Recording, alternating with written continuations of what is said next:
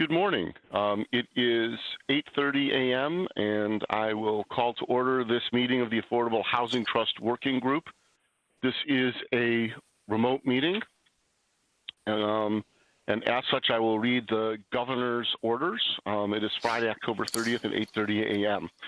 Pursuant to Governor Baker's March 12th, 2020 order suspending certain provisions of the open meeting law, Mass General Law, Chapter 30A, Section 18, and the governor's March 15th, 2020 order imposing strict limitations on the number of people they may gather in one place.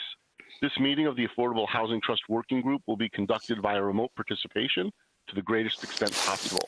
Specific information and the general guidelines for remote participation by members of the public and/or parties with a right and/or requirement to attend this meeting can be found on the Town of Westborough's website at town.westborough.ma.us. For this meeting, members of the public who wish to watch the meeting may do so in the following manner: via Westborough TV, on their website, on their YouTube channel, or on Charter 192 or FiOS Channel 28. No in-person attendance of members of the public will be permitted, but every effort will be made to ensure that the public can adequately access the proceedings in real time via technological means.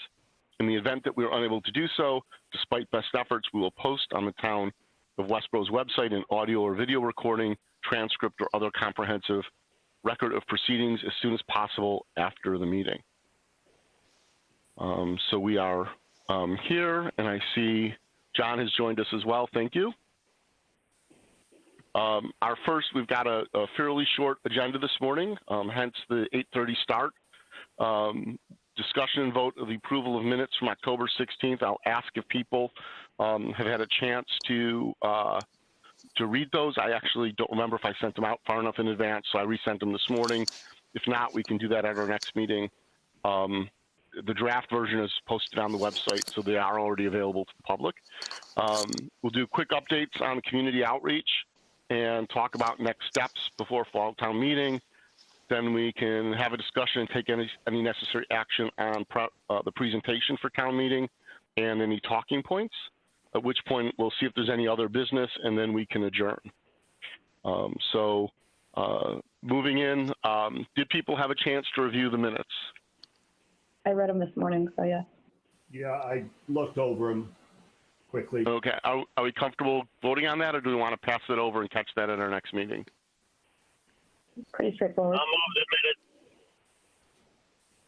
What was that, Steve? I'll move the minutes for vote. I'll second. Okay, so Steve is moving to approve the minutes. I'll second. Wait, I missed who seconded? Ed. Ed, okay, sorry. Okay, then we've got to do a roll call vote. Okay, Steve. Durant, yes. Jennifer. Yes, Jennifer, yes. Hank. You're on mute, Hank. Roush, yes, sorry. Excellent. Valeria. Yes. And Ed. Bain, yes. Okay, and Alan Edinburgh is yes. So the minutes pass 6-0-0, being present. Excellent, thank you. So on to next order of business is community outreach updates. We have, at this point, we're approaching 750 unique visitors on the outreach website. We'll do an update tomorrow morning, reminding people that we're 1 week away from town meeting and we're looking for their support. We've rotated in a few more questions. We'll highlight those as well, see if we can continue to gather responses and feedback. We've presented to many boards and committees at this point. I don't know if I don't have the list in front of me, but we've now been to Advisory Finance Committee twice. Hank and I can update, and Ed was present last night on that discussion. But in addition to the Board of Selectmen, we've now been before the Planning Board, Youth and Family Services, Diversity, Inclusion, and the Westborough Housing Authority. I believe there's some others there as well. And we are scheduled to discuss the Affordable Housing Trust with the Civic Club on Tuesday evening, which is nice because they do pretty good forums on issues for, before each town meeting with their membership, and generally get a good turnout there. And so I think things are moving forward. Again, the overall sentiment that we're hearing through the website, and at least in my conversations, is not totally without concerns, but generally supportive. And so I'm cautiously, I never want to take anything for granted, but I'm cautiously optimistic as we head towards fall town meeting. At last night's Advisory Finance Committee, we were invited back as the committee had additional questions about the trust and some of the oversight and governance issues. So I will, I'll ask Hank and Ed to chime in with their impressions of the conversation, and then we can, share where the committee landed. Alan, Hank Roush, I would say that the major concerns circulated around the impact of affordable housing on the community, as opposed to the impact of the trust in managing funds. And that maybe it would be necessary to put more oversight from town meeting onto the trust with the intention that would help to manage the impact of affordable housing on the community. I don't think folks fully understand that the trust is really not a body that has the authority or position to manage the secondary impacts of affordable housing on a community. That's an objective for the zoning and the ZBA and the planning department, the Board of Selectmen, et cetera, and a number of other agencies whose role is to establish guidelines and permitting processes that control development density, allocate town areas to various types of commerce and residential and such. I think the concerns were lack of understanding. I'm not sure we changed that, but we did get an 8 to 1, 8 in favor, 1 abstaining from the Affordable Finance Committee once we explained all the details again. I think you did an outstanding job, Alan, fielding the questions. There were some questions that the Finance Committee had brought up both in their previous meetings, and also I think some were emailed to you. You created a document that went back to everyone, and then using that as a sort of stepping off point, really, I think, answered very well and addressed, obviously, many of the concerns up to the point where people say, okay, we have to move forward with a level of trust and understanding that there are plenty of guardrails in place to ensure that the trust acts in the best, benefit of to the best benefit of the town, because of the various other departments and processes we would need to go through in any activity, almost any activity that we would undertake. So I could see people shaking their heads on the video conferences. You made some of your points. So it was good. I think the fact that we got an 8-0-1 vote. Who abstained, Hank? I didn't watch the Westborough TV to the end. Jody abstained. Okay. Jody has expressed continuously concerns about the impact of high density development on the community. Mm-hmm. And it's a reasonable concern, but I think some of these things stick in people's craws a little bit, and it's understandable. We want to keep the character of Westborough. We don't want to affect the character of Westborough except in positive ways. Right. That was Jody Hemsley, by the way, for folks who are not familiar with all the players. Okay, thank you for clarifying. And I also want to point out that the 8-0-1 vote was for Article 10, the creation of the trust. Right. But for Article 11, the initial funding using the initial payment from Del Webb Chauncey Lake under the ZBA mitigation agreement, that was a 9-0 vote.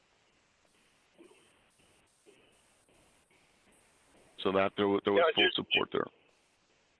Alan, just a comment on this. I mean, one of the things that's behind the Affordable Housing Trust and, let's say, the general concept of the town providing affordable housing is simply that as long as we're ahead of beyond the 10% requirement, that in fact all of the town's zoning and all of the town's processes for development are in place. And so the concept of having an affordable housing trust to stay ahead of the 10% minimum means that everything goes forward as if it's a private developer who then has to comply with all of the town bylaws, regulations, oversight, and so on. So it ultimately is a positive protection of the development in town versus the concept of the question. So, I think that might be a helpful comment to say in regards to that particular question. Okay, I agree, and I think I'm not sure how we sort of include, the best way to include that in the presentation for town meeting. But certainly, certainly something that I think we need to clarify that, the housing trust isn't the policymaker, right? That we live within the rules that already exist, and I think even re-emphasize that, town meeting controls the zoning, right? Correct. And if the town doesn't zone for large-scale development, then you don't get large-scale development. If the and that's where those protections exist, so long as we stay above that 40B threshold. Yep. Okay. Bill and Ann here. I think Steve's comment is well-founded. Maybe he could bring it up during the question and answering of when you make the presentation, and you could follow up with what you did. I think it needs clarification. Yeah, and in fact, I think, one of the issues associated with affordable housing, and particularly Chapter 40B's impact on cities and towns, has been just that the town loses control of development in terms of its normal zoning and processes, as we have seen in recent years. And I'd be happy to respond to a question like that if it came from the floor. Okay. Which is actually a great segue into the next part, which is sort of the, our final steps before we get to fall town meeting. Really, the last actions we have as the committee, in addition to continuing the community outreach, are, preparing a presentation. Again, because of the format, they're asking that it stay under 10 minutes. That's a challenge. We might get a little leeway because we have 2 articles on the warrant, but our typical presentation that we've been making to boards and committees is running, depending on the version, between 14 and 17 minutes. So we're probably only looking at 8 slides instead of 14 or 15. And pulling it in. The other thing to do that I think we need to do is sort of develop talking points. It'd be great to know who's able and will be attending on the 7th, and us having talking points so that if there is discussion or concerns, that as as various members of the committee, we can step up to the microphone and participate. But Alan, conceptually, one thing I think we can count on, I'm expecting that 98% of the audience is going to accept the proposition that affordable housing affordability in Westborough needs to be improved. Don't need to spend a lot of time selling the concept that we need more affordable housing. The concept that's of concern is how will the trust how will the trust make the situation better? And oh, by the way, how are we managing the risk of making it worse? Of creating adverse impact. So it's really focusing on what's the value of the trust as opposed to the value of affordable housing. You certainly need to just review I think some of the key affordability numbers, 1 or 2 slides out of our presentation, but really focus on what the trust can do and how the trust will be managed so that it doesn't negatively impact the community. I think people understand the problem. I think if we focus on the solution and how the solution can be well managed, will be key. I think that sort of echoes Hank's points. Yeah, I agree. I think Hank's point is viable and good. The other side of the coin is if we pull a couple of slides out of the presentation and we complete it in 10 minutes, and we get questions on the areas that weren't presented, the timer goes away, and we can then use those slides that might have answered the question as the what if slides that we present at the end. That's a good point. I think having some in abeyance that can be brought up, just need to coordinate with Mark Stockman, and because sometimes a picture's worth 1,000 words, and it keeps us on track and keeps us to point. Because a lot of the slides are very well done. I would also suggest, in order to try and focus conversation, we deliberately segregate commentary about the funding level that's being provided with the Pulte money, i.e. the second article, from the article of creating a trust. If the trust is voted in, then the second article has value. If the trust isn't voted in, the second article, I believe we should recommend passing over.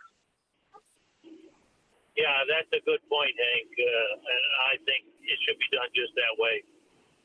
Okay. So, if folks raise questions about, well, what about senior citizens and the Pulte money and things, I would suggest that, we say, well, that issue will be addressed when we address Article 11, warrant Article 11, and just to keep it focused on, do we want to create a trust or don't we? Okay, so 2 separate presentations. Yeah, I would do that. Again, I'm based on some of the meetings I've sat in on where we've presented to larger audiences. I'm expecting that the senior citizen community will come in asking, well, what are you doing for us with this Pulte money, and how come you're giving it all away to the trust? And so you'll need to be able to deal with that. Okay.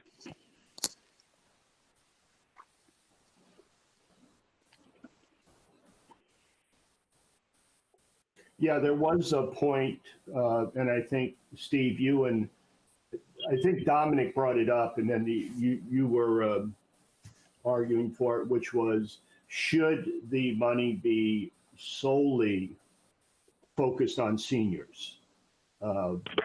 Should we use all the Pulte money just for seniors? And, after discussion, I think it was a decent balance. We decided, no, you just need affordable housing. That's workforce and housing, et cetera, across the board. So, but I expect that question may come up again. And so go ahead, Hank. Sorry. One thing we can remind people of is that over a period of years, there will be a $9 million stipend coming to the town. And we're only asking for, 5% of it, less than 10% of it, right? 1/14. Okay, so we're committing 1/14 to affordable housing and providing adequate opportunity for the boards and commissions who deal with senior support for seniors to come forward and be given funds for things that make sense. I think another way you can answer that one is simply by virtue of the creation of this committee. A study of the needs of Westborough, has been included, and that as a result of this effort, that we have a better understanding of what the needs are and where the money needs to go, and where it needs to go first and where it may go thereafter. But the point being is that with the trust created and the money available, those needs begin to be met rather than just talking about it. And I think you could probably say, give the committee, as a result, give the committee the opportunity to answer those questions in due course, based on the true need that we now know as a result of the study by the Affordable Housing Trust Committee. And therefore, almost always, I think town meeting reacts to the idea that if you know more, you can do a better job. And as a result, I think that would adequately answer that question. Okay. Yeah, I think credentialing the group and what they're proposing is important, that people feel, from what I've noticed in town meeting, people come up, they show they're well prepared, they're have studied the subject matter, they're articulate on the subject matter. That tends to give comfort, if you will, to people that have some degree of concern, and moves them to vote for the article in play. So I definitely think we'll, as far as putting this all in context as well, we'll reiterate that this issue and this style of solution was the number 2 high priority, item in the strategic plan. That going back 2 years, John is, sort of sitting in with us and helping us out and being on the Master Plan Advisory Committee, housing subgroup. I hope you're comfortable that we say that, you've been involved in our meetings and participating, that we're in sync, that we're sharing data and information and ideas, and that what we're doing, doesn't conflict with where you're at in the process and the direction you're heading in. Yeah, I'd agree with that. Okay. So that it puts us in the context that, we're not, on the radical solution to this, right? That we're fitting in with the strategic goals of the town. We're going to fit within the direction of the master plan, reiterate that we fit within the zoning, and that town meeting controls the level of funding and controls the zoning, and has that, so the public has a say in those regards, and that we have elected officials who are responsible for making sure that the projects are scaled and scoped and permitted properly through the planning board and process, so that there are those controls as far as the governance of the projects that we might get involved with. Ellen, you guys can correct me, but conceptually, I believe the trust will be charged as a key agency assisting the planning department and the planning activity in implementing an affordable housing production plan, which will come out of the master planning exercise. I'm really expecting master planning will outline some affordable housing needs, and somewhere along the line we'll revisit our affordable housing production plan, and the trust will be charged to play a key role in implementing that. Not the only role, but certainly a key role. I would expect that as well. I know that in a conversation with Jim Robbins, he'd like for Westborough to have a housing production plan.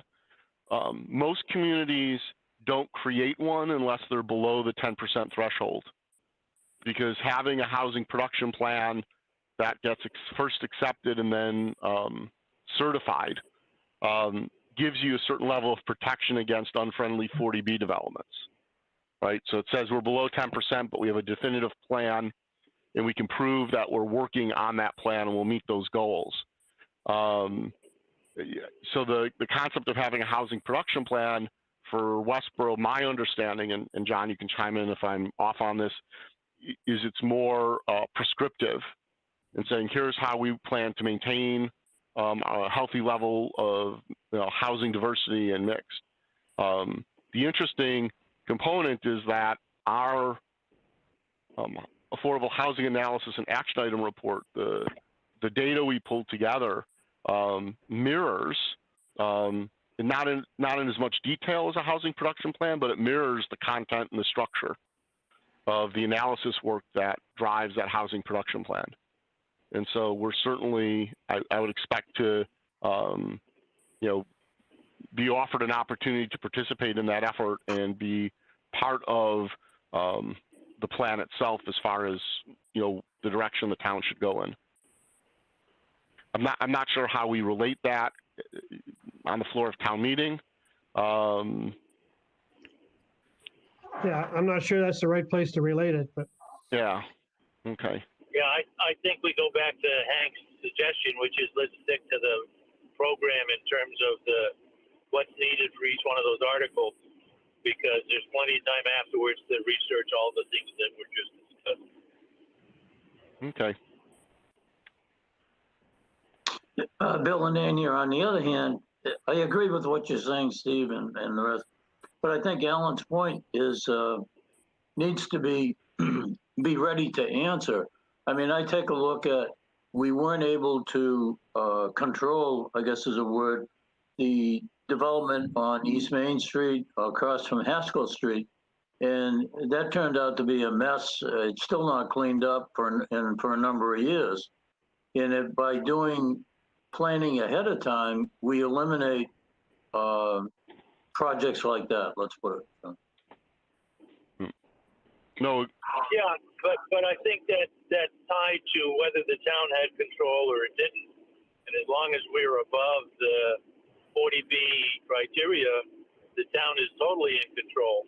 And really where I was going with this thought in the background was, if we come up with this building plan and other opportunities come along that are, let's say, effective, efficient, and inexpensive, we don't want to preclude the town's ability to react to that a priority. And again, it goes back to whether or not we've satisfied 40B at this time or not. So again, I think, first of all, it's dependent upon who's been appointed to the trust.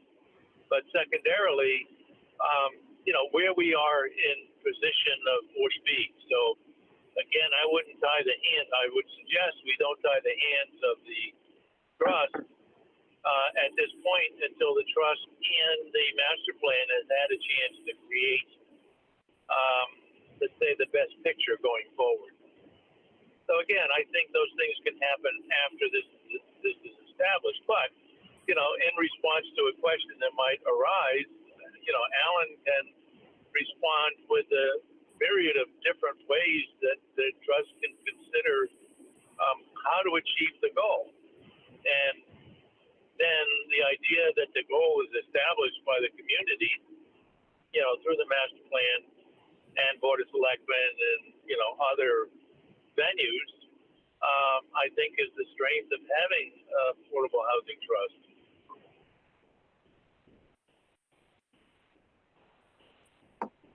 We're just taking some notes. I don't disagree with you, Ed, and Bill. I just think, let's take it one step at a time. Totally agree. Just being prepared, that's all. Thanks.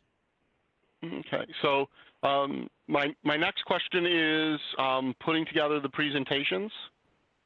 Are there folks who would like to help draft or help review those presentations? I'd be happy to. Alan, you and I have gone back and forth a few times with some slides, and I feel comfortable working on the slides, so. Alan, I'd be glad to review the drafts and, comment. I'm not the best at creating slides, but I do okay reviewing them. Okay. I can handle the cut and paste. It's the content and the messaging that I need the guidance on to make sure I'm on target. Steve? Yeah, like Hank, I'll be happy to review and comment. Okay. Would it be helpful, next Thursday to do a sort of, as if you were on town meeting floor, do a presentation where, you know, you're bringing up the slides, and then if we notice something in the flow, Yeah, I'm happy to do that if folks are available. Yeah, that would be the dry run, I guess, just to figure out what the timing is and what we have for what if slides as well. Yeah. Okay, because I do need to get any slides to Mark Stockman by noon on Friday, so he can get them queued up. Is there a time on, I'm going to pull up my calendar, is there a time on Thursday when we could convene to do that dry run? I have commitments in the morning on Thursday.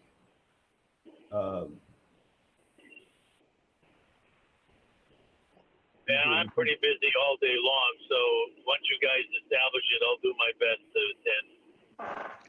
Well, How about Thursday evening? You know, just I'm not expecting we're going to make a lot of changes. Yeah, that's right. Sure. I mean, I can do any time Thursday evening, 5 or, you know, we could do 5 or 6 if people want to keep it early and not, you know, not take up their whole night. 5 would work. Yeah, that works for me. Yeah. Okay.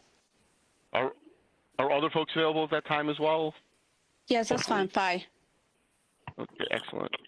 Okay, so we'll do 5 p.m. on Thursday. I'll get that scheduled so we can do that. We can do that review and walkthrough. I'm thinking probably again only a half hour, 45 minutes. Yep. Would be needed. Excellent. Okay. I would suggest you keep in mind that aggressive and smart opponents use your own data to kill you. So, you know. So that's true. That's true. Don't give them the ammunition; they can't shoot it at you. I mean, I think there's actually 2 questions that there are 2 questions that have been asked. One of them was actually last evening that haven't been answered. The one that was asked last evening, I believe it was Melanie who asked it, was who pays for the, you know, if affordable housing is built, who pays for the monitoring and enforcement? Right. And so actually, you know, just because I was tired and everything last night, I started looking that up in my free time. So I can have an answer to that ready, or even send something to the AFC that, depending on the nature of the development, the developer usually as part of the affordable housing component sets aside funds, and DHCD will contract with a nonprofit, you know, one of the several affordable housing nonprofits that will provide those monitoring services. Alan, for housing that's sold, the land development agreement that's submitted to DHCD identifies a monitoring agent. And Correct. the monitoring agent then, and if the housing trust were identified as a monitoring agent, which there are circumstances where I know that's done, then they would pay for it and do it. True. So it differs for rental units and for purchased housing. It differs for things that are done under comprehensive plan, which would be 40B or not. Right. And so I'll pull together that information. The other question is, you know, if you convert market rate housing to affordable housing, what's the impact on residential taxpayers? Because if the housing is deed restricted, if the housing is sold and it's deed restricted, then the assessor cannot assess the property at more than the sale price. Correct. So, but the question goes to, so if we were to convert, you know, a house, you know, if we were to buy a house as the trust, you know, for $500,000 and fix it up and sell it as affordable at $250,000. The town, the property tax revenue for that home drops by 50%. Mm-hmm. And so the question is, since that loss of property tax revenue from that property gets spread across all taxpayers, what's the impact of, you know, having a more diverse, more affordable housing stock on taxpayers? No, Well, here's a counter thought to that. And let's say it's an existing house that has a family and they have, let's say, 2 kids in the school system. And the impact of that being an affordable house thereafter is there's still 2 kids in the school system, and we haven't increased the number of kids in the school system as a result of trying to meet Chapter 40B. So I would say since the tax rolls historically have increased year over year, that the true impact is zero. I mean, there's no way around it. You've lost the taxes on $250,000 worth of property. That's probably in the neighborhood of $5,000 plus or minus at the present time. So that $5,000 gets spread across the entire assessed valuation base, and you know, a small amount of it gets paid by each of the taxpayers who still paying taxes. You know, $5,000 across the tax base is a pretty small number. Right. And I would also think that we would be, if we were to do that kind of repurposing of housing, that we will most likely look at more modest homes. I mean, 500,000 doesn't buy you a lot in Westborough these days, but still, it's at, you know, that's still a 2 to 3 bedroom. You know, maybe and not old home, but you know, something 50s, 60s built. I think we would probably be looking at something that's, you know, smaller, like a 2 to 3 bedroom, if we were going to do it as a family startup kind of home, which is really where we need to help some of the you know, people looking to move into town, maybe start families, et cetera, but can't afford to, workforce housing, et cetera. So, yeah, there will be a drop in taxes, but I think, you know, that's just part of what we have to do, you know, what we have to do. And if we go below the 40B, then, you know, they open the gate wide. There's a demand for housing in Westborough, and the developers are going to build housing that is suitable for families with, you know, possibly 2 or 3 kids coming into the schools. Agreed. And part of the, you know, part of the response to that, I believe, is that yes, you do see a, you know, on that example, you see the $5,000 loss of tax revenue that gets spread across the entire assessment of Westborough, which is pretty, you know, for single units, pretty insignificant. But you also, we know that at the macro level, having a more diverse and more affordable housing stock helps the local economy, right? So you do, and generates other forms of tax revenue as people shop local, eat local, and are involved in the community. And also that, you know, at town meeting in June, we, you know, accepted another program that provides property tax relief, you know, and that was specific to veterans and their families. Mm-hmm. And so the community, Westborough as a community has decided that it has a shared responsibility. We participate in many, I believe all of the programs we're eligible to participate in for property tax relief for seniors, for disabled, for veterans. And we've now extended that to, you know, certain families of veterans. That the town's always been willing to take a shared responsibility to provide, you know, relief for the broader social good, and that affordable housing and you know, fits into that, and also that some of our programs that we can participate in don't affect the tax revenue to the town at all, right? If the trust were to decide to get into affordable mortgage programs, right, then the assistance we're providing is to the homeowners. It doesn't affect the property values of the properties they're moving into, just their ability to afford to move into those. So if people want to think about that and maybe shoot me an email with some notes, just so that we can formulate some answers should that question come up on the at town meeting, and certainly to make that part of the discussion, so that I don't want to hide the fact that some people see there's an issue there. I want to be able to respond to it effectively. Alan, it's a hard sell, but there's lots of anecdotal data that says the impact of providing affordable housing is felt more on the children and grandchildren than on the original family heads that go into the program.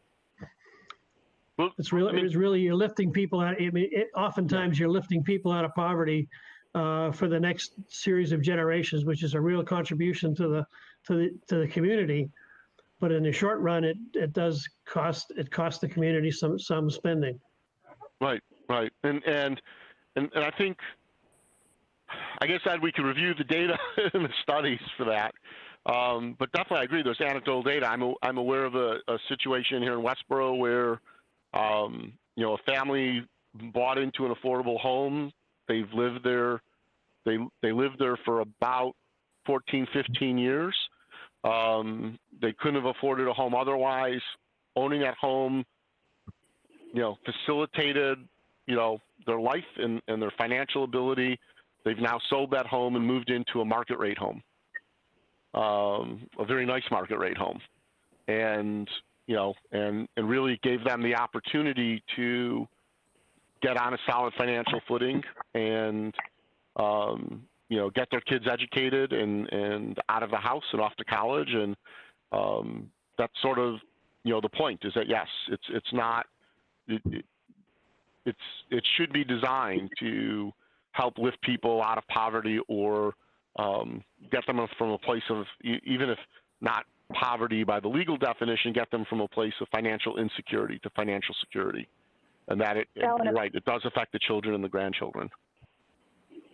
Ellen, if I could jump in for a second, because I know that you and I had spoken before when I had initially expressed interest in being here, and that is exactly what I personally want to be able to help contribute here, because of that stigma, and overcoming that stigma, helping the people understand how their credit situation can improve, and just giving them options, whether it's through the knowledge of low down payment or no down, which is hard, and very obviously I'm being in real estate, I know firsthand how difficult it is for any buyer, 100% down. It is for a seller's market, but it's that stigma that you just kind of referred to that I'm really hoping that we can kind of help some of the residents, because even, I hear it daily, when people have mentioned, affordable housing, they think of it as something entirely different than what it is. Like, right. I mean, a house over on Old Hickory is an affordable housing in Weston. I mean, a little extreme example, but you know what I'm talking about. It's just the perception of, what affordable housing versus, low income housing is. Two different things. And, I think that, obviously the tax base does get decreased, and hopefully it spreads out somewhere, but, and that's really how I hope I can contribute. But that really just triggered me when you're saying, that they've been able to move on and then bought something market rate, which is the perfect opportunity, perfect use of somebody, use of somebody using affordable housing, because they're not taking advantage of it. And right. Unfortunately, that stigma too, is that, people perceive that, they're just going to take, affordable housing, whatever it might be, 40B, and then move out, when they're, quote, done.